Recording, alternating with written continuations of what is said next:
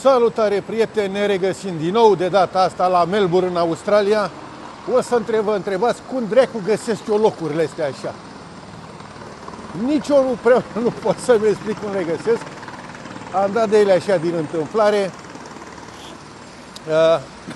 Am ajuns astăzi de dimineață, după o călătorie de aproximativ 35 de ore, în Melbourne, Australia. Mă așteptam ca Melbourne, nu știți, și dumneavoastră vedeți pe la televizor, vama australiană, cea care face și drege și întoarce și răsface. N-am avut absolut nicio problemă, am trecut bine, mersi. Ca să vă spun că mi-au pus mai multe întrebări în Maroc când am fost decât aici în Australia. O să stau câteva zile aici la Melbourne, după aceea o să merg la Sydney, o să mă reîntorc aici la Melbourne. Am plecat de la hotel din centrul orașului, am făcut o filmare așa scurtă pentru prietenii mei de pe TikTok. O să le postez și aceste imagini pe TikTok. Și am plecat către Fed Square, piața Federației. Bănuiesc că văd că e ca mizerie, mai stau boschetari, cred, pe aici, pe sub podurile astea. Știți că eu sunt singurul care umblu pe aici fără ghiz, fără nimic. N-am ghid, n-am nimica. Umblu așa. Mamma mia. Dați 2 secunde. Uite, cam așa arată. Cam așa arată zona, cam horror. Și dacă vă spun că suntem undeva la 500 de metri de centrul orașului. Lumea aici se plimbă, se distrează.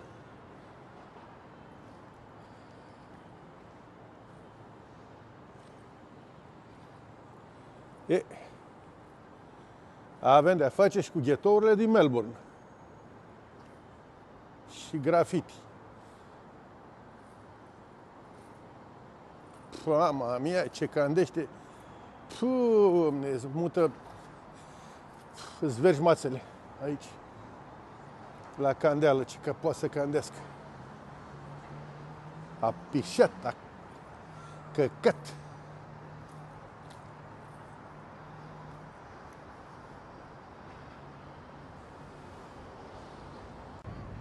Cu toate că e toamnă, aici la Melbourne, o atmosferă frumoasă, timpul foarte frumos, cum e vara la Londra. Deci apare mai mult vară la Londra decât toamnă la Melbourne. Australia m-a șocat așa puțin, să spun, chiar de la început, de când am intrat în aeroport și am văzut stafful de toate rasele și toate culorile. Africani, unul Stelio Pazandakis, era grec, că avea ecusonul în piept, știu eu, arabii, toate rasele pământului. Deci și în orașul Melbourne, când am fost la câteva, că am fost la o cafenea, s-am mâncat la un de-ăsta de chinezi. Deci un oraș foarte cosmopolit. Foarte, foarte cosmopolit. Și foarte frumos, foarte curat. V-am spus, e toamnă, mai cad frunze, dar e curat. În general, oraș foarte curat. Am mai văzut 2-3 drogați, 2-3 boschetari, dar nu comparăm cu Statele Unite, de exemplu. Foarte frumos, se prezintă bine, orașul se prezintă bine. Nu e China, deci nu îi ajunge pe chinez. Deci la asta, cel puțin la prima părere a mea, nu îi ajunge pe chinez, dar mult mai bine decât foarte multe orașe europene. Ce frumos poate să fie și aici.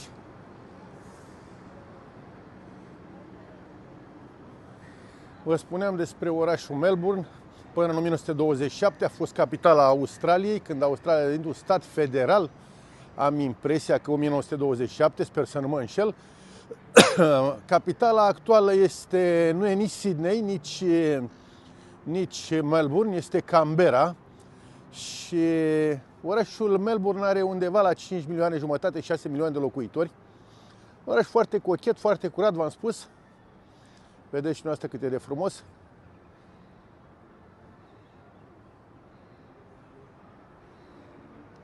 ocazia asta ne plimbăm puțin și vorbim și despre, tot am deschis subiectul despre votări și alegerile din România. Eu v-am spus părerea mea personală, îl susțin pe George Simion. Nu mă regăsesc în George Simion, mă regăsesc în Călin Georgescu, dar votându-l pe George Simion, consider că l-am votat pe Călin Georgescu. Sunt 99% că se va repeta, pentru cei care este mai tineri, nu cunoașteți, se va repeta scenariul din 2000. Nu știți, în 2000, vă spun eu, erau exact aceeași propagandă de asta stricată, împuțită, care aveam și atunci. Ne scoate din Europa, ne omoară, face, drege. Când era Vadim, în turul 2, Corneliu Vadim Tudor, Dumnezeu să-l odihnească în pace, tribunul, cel mai deștept om din ultimii 50 de ani în România, și candidat cu Ilici Iliescu. Și vă spun eu personal, pentru că cunosc situația foarte bine. Pe la ora 1 jumătate, 2 ziua, ei știți că iau o numărătoare paralelă. Ei știu cam în timp real voturile, cum sunt. Conducea Vadim. Erau disperați. Erau disperați pentru că lumea ieșea la vot pentru Vadim. Și atunci ce s-a făcut? A început cumpărarea președinților de secții. S-au cumpărat președinții de secții, s-au cumpărat oameni de lui Vadim din teritoriu și a început să se bage urnele. Eu vă spun că am fost mercenar. Eu sunt prescrise, sunt 25 de ani. Cred că am băgat atunci, nu exagerez, cred că 50 de voturi, numai eu. 50 de buletini, eu le-am băgat. S-a furat ștampila, tipical, cum se făcea atunci, pentru că ne-am dus după fentă și ne-a spus, Doamne, ne scoate din Europa. Eram și eu puște atunci, Doamne, ne ducem, ne scotea pe dracu, nu ne scotea, era mai bine. Dar în fine, atunci ne-am dus după fentă. Sper să nu se întâmple același lucru, să se ducă lumea după fentă și acum, așa cum ne-am dus noi atunci.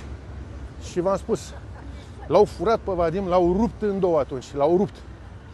Jaf, nu a fost furt, a fost jaf. Și părerea mea, cred că l-au și omorât după aceea, ca să scape de o persoană pe care nu o iubeau, nu o haleau. Un om deosebit, Corneliu Vadim Tudor.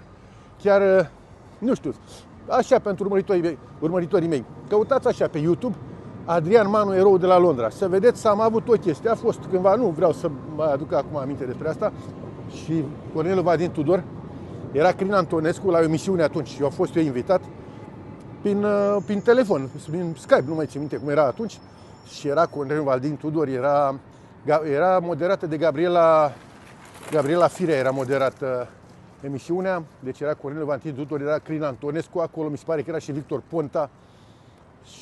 Țin minte, de asta îl apreciez. A zis Vadim, un român adevărat, domne, un munte de om. Și de asta îl apreciez eu, în fine. De asta spun, sper să nu ne mai ducem iarăși după fentă și să furăm pe Simion. Avem o șansă să scăpăm de ăștia. Dar hai să lăsăm, hai să încheiem o dată cu subiectul cu voturile, pentru că bănuiesc că vă plictisește. Haideți să vedem frumusețile orașului Melbourne. Avem și pe partea asta de stradă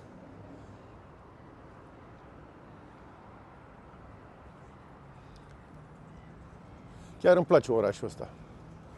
V-am spus, e considerat capitala culturală a Australiei. Orașul gastronomiei, orașul artelor. Am venit pe avion, m-am găsit cu un italian, cu un puști, cu un copil, 21, 22, 23, nu mai țin minte, italian de la Vicența, emigra. Deci emigra în Australia. Da. Pentru că a spus că nu... Exact ce știm și noi ăștia alții care stăm prin Europa, de când cu războiul ăsta, toți banii se duc acolo, cu pandemia, apoi cu războiul, Europa a sărăcit. Și omul emigra în Australia, un puști, un italian. Și mi-a spus, mai fusese el, de ce emigra aici? Pentru că studiase aici. A fost la o școală, la niște cursuri, 3 luni sau 6 luni. I-a plăcut și a zis omul că decât să ducă în altă parte, vine să locuiască aici.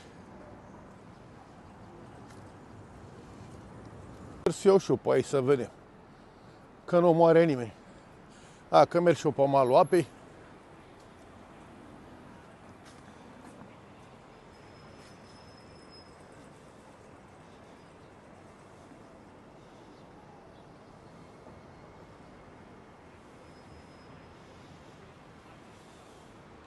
Că sunt Am impresia că sunt hidrobiciclete aici sau ceva de genul. Am intrat degeaba pe aici. Oricum frumos, frumos de tot. Și clima nu e nici cald, cum era în Malaezia sau în Singapore când am fost cu 2 săptămâni. Nici frig. O toamnă mai spre vară, așa. Aer curat, frumos, relaxant. Spuneam într-o postare de pe TikTok, m-au costat biletele de avion undeva la, deci Londra, Melbourne, Melbourne, Sydney, înapoi la Melbourne și înapoi la Londra, m-au costat undeva, cu escala la Shanghai, în China, m-au costat undeva la 730 de lire și hotelurile undeva la 400 și ceva. Am făcut o socoteală 1200, în jur de 1200 de lire, undeva la 1350 de euro, hotelurile și astea. Am lângă hotel 7-Eleven. 7-Eleven e săracul peste tot, din America până în Australia. Un lanț de magazine, pentru cei care nu știți. Cei care sunt călători prin Asia știți ce înseamnă, ce este 7-Eleven. Un fel de mega image la noi în România, unde găsești absolut de toate. Și am acolo, am mâncat la chinezesc, o supă. Eu mă împac bine cu mâncarea asiatică, nu am probleme. O supă și un felul 2, undeva la, cred că 10-12 euro. M-a costat, așa că nu am pe ce să cheltui enorm de mulți bani aici. Din 8 zile, 9 zile, bine, cu ghiduri, cu ce am mai fost. Mi-am luat o excursie, poimine o să merg la cei 12 apostoli și e un drum de ăsta care pleacă de aici din Melbourne până la Adelaide. Frumos, o să ne ducem să vedem și koala acolo, să vedem și leneșii. Bă, dar unde am ajuns eu aici? Că cred că am... Unde dracu am ajuns? La gară. Eu pe aici la gară mâncați. Doamne! Cum dracu am ajuns aici? A, uite, bine. Ce să caut pe aici? Te-am să iau și-o pe aici. Cred că pe aici e, da. Ha, mă, că mă rătăci să mă luasem pe calea ferată. Uite ce frumos e și pe aici.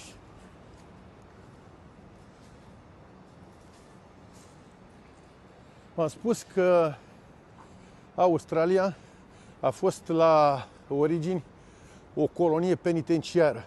Aici erau trimiși criminalii, hoții, bandiții, tâlharii, falsificatorii, peștii, mă rog, toate ramurile de crimă organizată sau neorganizată erau trimiși aici în Australia. Așa a luat ființa această țară, Australia, la origine, v-am spus, cu hoți și criminali. Au măcelărit populația indigenă în marea majoritate și câțiva coloniști englezi au luptat în cele 2 războaie mondiale, s-au murit foarte mulți oameni, foarte mulți australieni, au luptat pentru Imperiul Britanic, au prea mai au ei mare lucru. Bine, șeful statului, au prim-ministru, dar oficial șeful statului este Charles. Unul de al nostru, Charlie de al nostru. Deci asta ca o curiozitate așa. Ce frumos e și podul ăsta.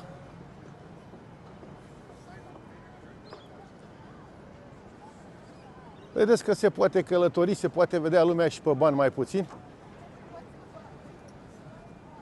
Mai uitați-vă și la vloggeri din ăștia așa ca mine, care sunt dezinteresați, care nu fac propagandă pentru vizualizări. Eu nu sunt nici Răzvan Pascu, nu sunt nici Cristi și Raluca, nici Backpack, nu sunt nici Hai Huin 2. Eu fac bani din muncă, nu fac din vizualizări. Toată v-am spus că chiar îmi pare, nu știu, se pare și mie pădos. Vedeți, până la urmă, nu știu cât de bine sunt primite și videourile astea și ceea ce postez eu, postările mele și cât de bine sunt neprimite. Dar când mă uit așa, că eu la un video din ăsta am 100 de vizualizări, 200, pe zi 1000, și nici nu sunt ăștia, nici nu contează, deci sunt cum ar veni. Și dacă m-ar plăti, mi-ar da 2 bănuți pe ele, deci nici nu dați 2 un ciuman. Și vezi că vine câte o jigodă de câte o prostituată, arată o jumătate de țâță sau dă puțin din găoază, știrbă, fără dinți în gură și vezi că aia are zeci de mii, sute de mii de vizualizări. Sau n-am nimic cu băiatul ăla care e băiețașul ăla care e trend. Nea ăla pe România, da. Nu știu, am încercat să mă uit toată, n-am reușit. Nu am nimic, nu dau cu hel sau ceva, să nu mă înțelegi greșit, că n-ai cui să dai, deci eu așa ceva nu fac, mai bine mă duc, mă lipsesc, nu mai fac nimic, dar nu public nimic, nu postez. Să arăt nimic, așa, de să arăt nimic. O găină, o rață și să-i 10.000, 15.000 de oameni care se uită live. Și eu când am intrat live, dacă intru pe aici, intră la mine, se uită, știu eu, 30, 40, 50 de oameni. A, uitați, frate, ce frumos e aici.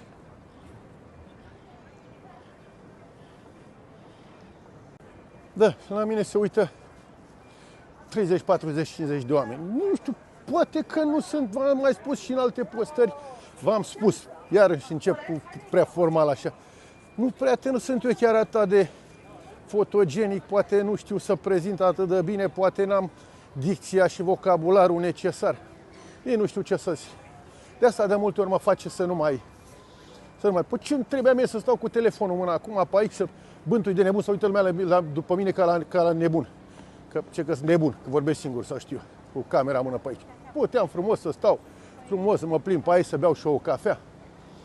Da, știți ce se întâmplă? Că mulți mi-au mai spus, Doamne, vă mulțumim. Știți când îmi trimite câte un mesaj de la Mândoi imediat? Domne, vă mulțumim pentru ceea ce postați. Vedem și noi, cu ocazia asta, vedem și noi lumea, mai vedem și noi locuri poate pe care altfel nu le-am fi putut vedea. Și atunci mă moi și zic, hai mă să mai postez. O să încerc, o să merg luna viitoare, nu în iunie, iulie, o să fiu în Statele Unite, iarăși la New York, pentru finala Campionatului Mondial al Cluburilor și mai mult ca sigur, la sfârșitul lunii august, o să fiu și începutul lunii septembrie, o să fiu în Statele Unite. Acolo să vă prezint Las Vegasul, Los Angelesul, Grand Canyon, The Page, Antelope Canyon și Ruta 66 care începe din Los Angeles, termină la Chicago.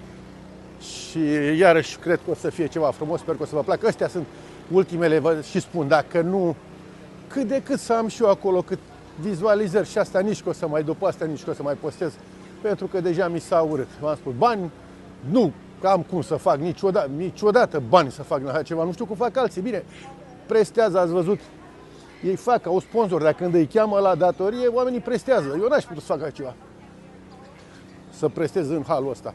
Mă rog, hai să nu mai, după aia să interpretez iar că dau cu hate și că vorbesc urât de ei.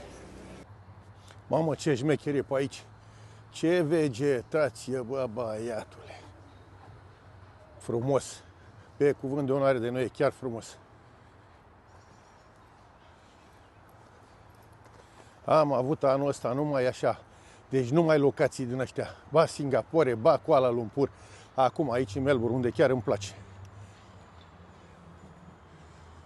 Am fost și în Maroc, am fost și în Statele Unite, am fost și în China. Anul ăsta am fost pe 4 continente sau pe 5 continente. Europa, America de Nord, Asia, Africa și Australia.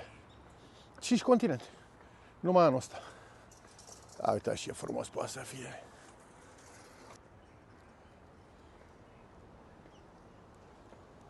Ce vegetație.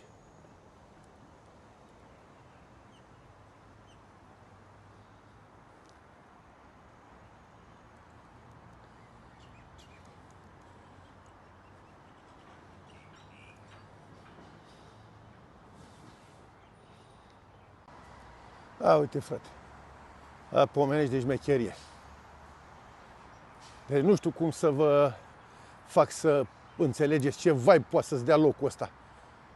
Când ești aici cu palmierii ăștia înalți, așa frumos, și parcul ăsta îngrijit. Asta spuneam și într-o postare de pe TikTok, Marea Britanie, unde locuiesc. Păcate, de când au început și s-au băgat în căcatul ăsta de război prin Ucraina și cu pandemia, nu mai vezi parc îngrijit, nu mai vezi nimic. Parcă totul a rămas în paragine așa. Poate că ăsta e și motivul pentru care sunt și eu așa, am potriva Europei. Europa nu vrea decât război. Te uiți la Asia, te uiți la alte țări unde mai vor și pace, mai vor să facă și comerț, să mai facă și o negustorie, și o șmecherie. Mă rog, ce fac ei? Și merg bine și le duc bine. Și noi în Europa visăm numai războaie. Cu cine să faci, mă, fratele meu, cu China și cu Rusia să facă Europa război? Pe Europa e vai de Steaua și de măicuța ei. N-au bani, vorba aia, să pișe la un WC public, cum se spune. Și voi război, auzi, cu cine faci? Cu Rusia, care are cele mai multe resurse, deci pe plan mondial, și China, care are cea mai tare tehnologie. Nu mai mi-o spuneți pe mai, mi-a spus unul nebun odată că China are tehnologie din anii 80, auzi. Bă, ați nebunit cu capul pe ea, ați fost vreodată prin China să vedeți ce a făcut China. Ce a putut să construiască China, Doamne! Doamne, mâncava sufletul vostru. Păi cum? Dacă n-avea tehnologie, cum dracu construia? Alături la europeni, că așa spunea. Păi, de ce atunci, dacă cu tehnologia, de ce au construit europenii sau americanii? Să facă ce? Mă rog, în fine, toți nebunii acum visează cu ochii deschiși. N-avem, în păcate asta e. Uitați și Australia, e înainte Europei. Își văd de treaba lor. Oamenii își văd de treaba lor, frumos, liniștiți. Cu toate că și ăștia am văzut în aeroport pe aia. Deja mi-am dat seama că sunt cu ăștia cu problema asta a lor, cu progresismul ăsta nebun, pentru că am văzut în aeroport all gender toilet. Adică toaletă pentru toate felurile de genurile de, mă rog, masculin și feminin, să folosească aceeași toaletă. E o prostie, da? Încet să ducă dracu și prostiile astea. O să dispară din lume și o să rămână oamenii așa cum sunt, normal, cum ne-a lăsat Dumnezeu pe glob pământesc. O să ajung imediat la parcul olimpic de aici din Melbourne. Știți că s-au desfășurat jocuri olimpice aici la Melbourne. Prin călătoriile mele și prin peripurile astea ale mele pe unde am umblat, am avut ocazia să vizitez stadioane, locuri, parcuri olimpice. La Singapore, ultima dată când am fost acum, am fost pe tracul, pe pista de Formula 1. În Brazilia am fost și pe Maracana și pe Nilton Santos, pe stadionul olimpic. Am fost la Miami pe stadion Hard Rock Stadium, la Miami, am fost la Paris, am fost la Roma, am fost pe Wembley, am fost pe atâtea și atâtea stadioane și am fost la meci de NBA în America, de fapt în Canada, era în Canada, Atlanta Hawks cu Toronto Raptors. Am fost, nu mai țin minte la câte sporturi, pentru că sunt un pasionat al sportului în general, îmi place sportul și să nu confundați, ăia care pariază, ăia nu le place sportul, le plac pariurile. Eu nu pariez și nu sfătuiesc pe toată lumea.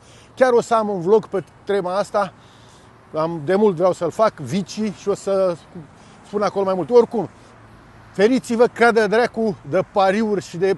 Nici pariuri, nici la fotbal, nu puneți nimic, nu băgați niciun leuț. Înseamnă, când ați băgat leuțul ăla, înseamnă că deja sunteți pierzători din start. Nu o să câștigați niciodată. În fine, hai să lăsăm subiectul ăsta. Ce vă spuneam, Melbourne în Olympic Park, vedeți acolo, Parcul Olimpic, stadionul. O să încerc să intru, nu știu dacă pot să intru, dar o să încerc să filmez de acolo. Rod Laver Arena. Aici este turneul de Grand Slam, Australian Open, unul dintre cele patru turnee de Grand Slam din tenisul mondial.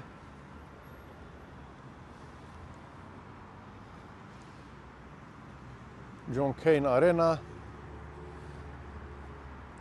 Deci ăsta este un parc olimpic. Apropo, pentru că tot am intrat în parcul olimpic, avem John Cain Arena și Kia Arena în partea cealaltă.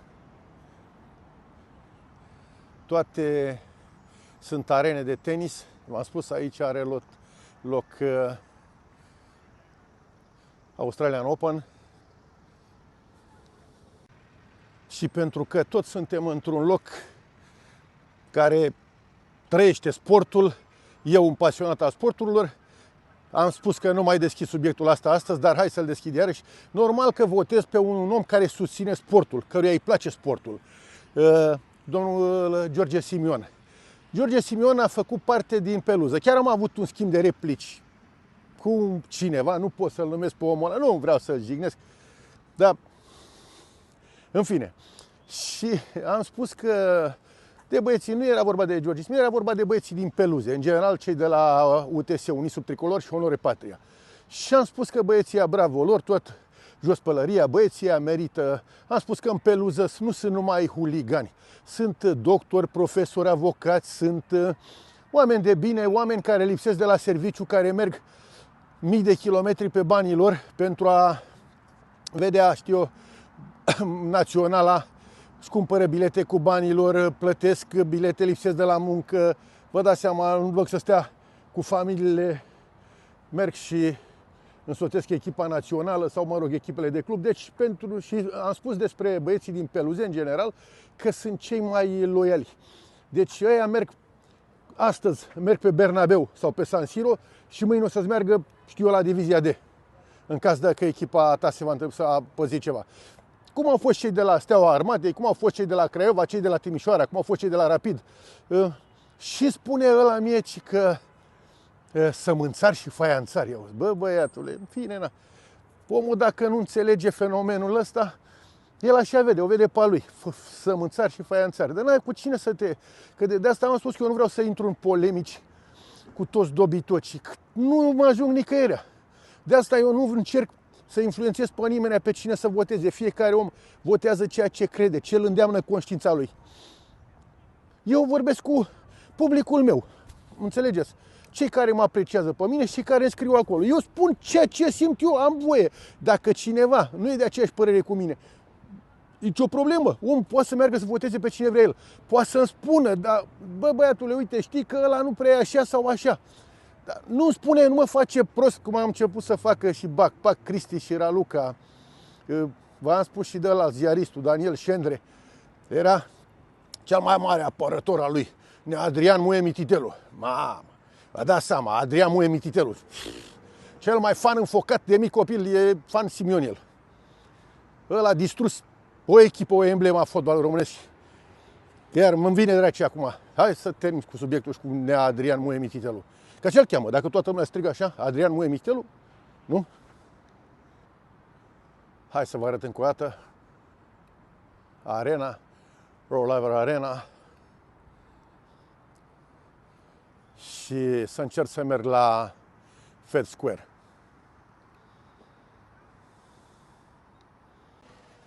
Ce parc frumos poate să fie aici. Pasarela asta. Plin orașul ăsta de spații verzi. Dar mie, în general, îmi plac orașele unde e multă verdeață, unde e spațiu verde. Și văzând orașul ăsta, da? Hai să zicem, nu ne comparăm noi, nu ajungem la nivelul Bucureștiului, la nivelul orașului Melbourne, da? Să zicem că nu. Dar, bă, frate, tu când ai avut acolo, tu nu ești în stare să le întreții pe alea. Tu, primarul general al capitalei, iarăși revenim la același subiect, primarul general al capitalei, României, al orașului București, da? Și toți susținătorii lui. Spuneți-mi și mie, vă rog frumos, dar politicos, dacă vreți să-mi spuneți, dacă nu mai spuneți. Ce ai făcut tu, domnule? Locurile de joacă, parcurile, sunt o ruină, ruinate. A, uitați și aici. A, uitați și aici. Verdeață. Înțelegi? Toate parcurile noastre sunt ruinate din București. Și atunci, păi, eu n-am, și știți că eu, fiind suporter FC-ul Craiova, am înjurat-o pe Lia Olguța de atâtea ori, dar scuză-mă. Craiova dă clasă orașului București. Păi, ar trebui să punem un pomelnic atunci pe Lia Olguța. Ce a putut să facă? Duceți-vă și vedeți parcul Romanescu și atâtea și atâtea. Păi mai capabilă de 1.000.000 de ori Olguța Vasilescu decât Mucu Șordan. În fine, asta a fost o altă paranteză, pentru că tot acolo ajungem la votări. Uite, așa trebuie să numească, ăsta se numește parc. Așa trebuie să arate un parc. Nu contează că tu ești București și nu ești Melbourne. Nu. Accesezi fonduri europene, te iei cu aia de gât, te duci acolo la guvern, la parlament, îl iei pe ăla pe bolovan de gât, pe Neamarcel, îl muși de nas. De asta îl votez până la urmă iarăși și ajungem la același pe Simion. Până la mintea lui e în stare până la urmă.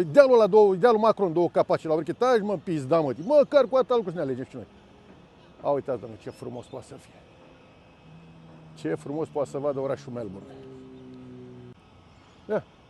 Spune, Simion îi dă două palme lui Macron sau, nu știu eu, lui Ursula. O ia pe aia de păr, o trage pe acolo. Păi, ce trebuie să fac? Acolo ajungem până la urmă, că așa suntem falimentari ca țară. Ce mai avem de pierdut? Nu? Ei ne-au băgat în faliment, ei să ne scoată din faliment. O frumusețe. Vă spun sincer că m-am îndrăgostit și de orașul ăsta. Și ia uitați. Ia uitați ce frumos. O altă minune a arhitecturii futuristice. Ultimul timp am umblat numai prin secolele viitoare și în Singapore și aici în Australia. Mi-a trecut, credeți-mă, toată oboseala, cât am fost, vă dați seama, 35 de ore, mai bine 35 de ore prin aeroporturi și prin avioane. Am dormit, să zic, câteva ore adunate, ce pot să dormi pe un avion. Și când am văzut orașul ăsta și vibe-ul ăsta, mi-a dispărut somnul pe loc. Sunt rupt de oboseală, cad, m-aș întinde aici pe bancă, dar vă spun sincer, parcă nu-mi vine să merg la hotel, să dorm, să mă odihnesc. Vreau să mai văd din orașul ăsta, atât de frumos este. Asta este Fed Square, piața Federației, care trebuie neapărat văzută. Dacă ai venit aici și n-ai văzut-o, degeaba ai venit la Melbourne. Lumea stă pe șezlonguri, la umbră, la soare, pardon. A, uitați și noastră cât... Hai, iarăși cu dumneavoastră, ia uitați și voi cât poate să fie de frumos.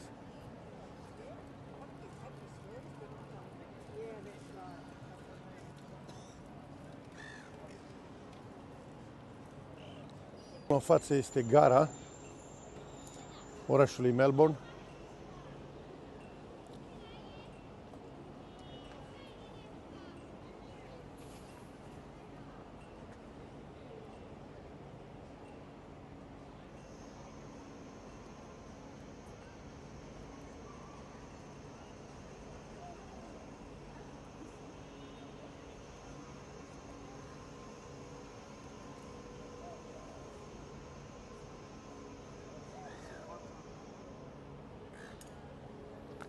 Da, prieteni, cred că e timpul să mă retrag și eu.